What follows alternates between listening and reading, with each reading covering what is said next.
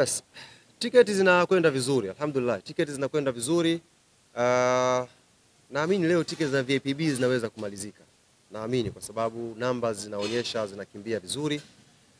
Lile eneo la mzunguko ndio eneo ambalo bado halijachanganya. Lakini naamini kwa hamasa ambayo inafanyika siku ya leo, kwa namna ambavyo wadau wa football wameshaziona hizi timu kwenye viwanja vya mazoezi, wameshasikia walimu, wameshasikia maandalizi, basi na leo tutakwenda kukimbiza zaidi pia hilo eneo la mzunguko.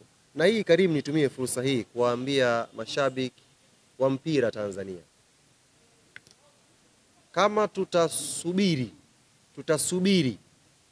ifanyike hamasa kubwa ndio tutamani kwenda kuiona Kariakoo Derby, basi na sisi mashabiki wa mpira tutakuwa haututendei haki mpira wetu. Kama hii ndiyo mechi kubwa, ndiyo kioo cha ubora wa mpira wetu, ndiyo mechi ambayo tunapokea watu wengi kutoka nje. Kaka yetu Msigu amesema sasa hivi mechi ya derby imeshakuwa bidhaa ya utalii. Yaani serikali yenyewe sasa haitazami kwenye jicho la mpira tu, inatazama kwenye jicho pia la utalii. Kwa maana wana namba rasmi za wageni ambao wanatoka mataifa mbalimbali kuja kwa ajili ya Kariakoo Derby.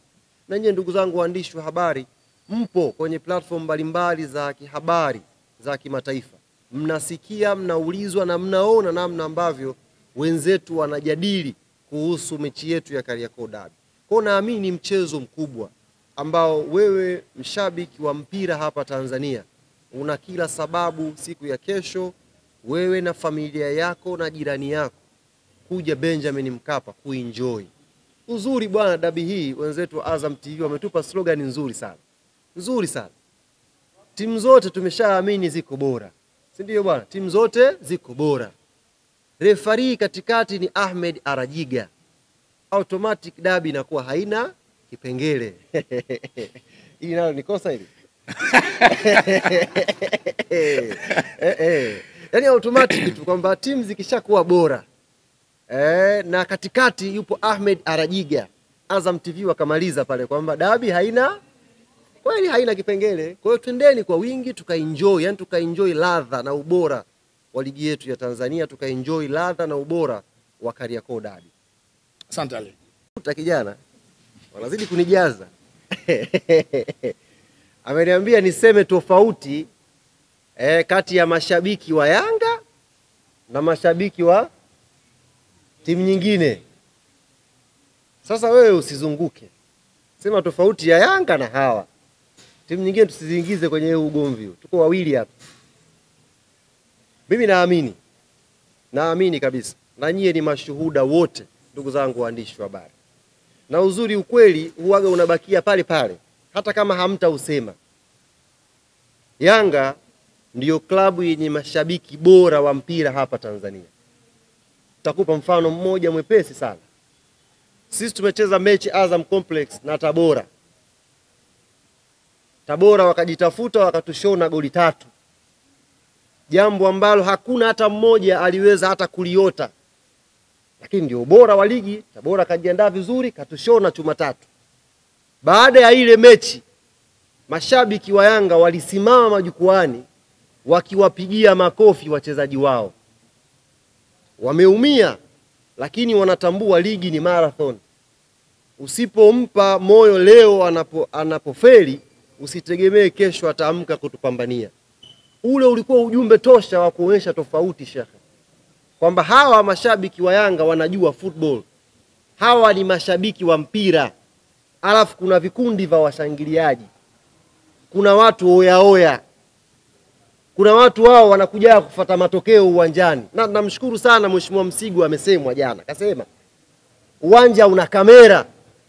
Sasa hivi tutatafutana mmoja baada ya mwingine. Uking'oa kiti tuna wewe. Sasa hiyo mifano miwili shekhe inatosha kukuthibitishia kwamba Yanga ndiyo timu yenye mashabiki bora wanaojua mpira.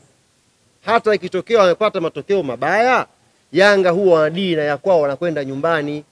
Yanga sio mafundi ujenzi wa uwanja. Umeisha wakaanza kagua viti vimekaa sawa, nati zipo au hazipo. Narudia tena, dabi ya kesho haina kipengele ndugu zangu. Kipengele labda wajinacho Makolo. Hii neno nimeitumia tena. Shika. Jambo la kumalizia ndugu zangu waandishi wa habari.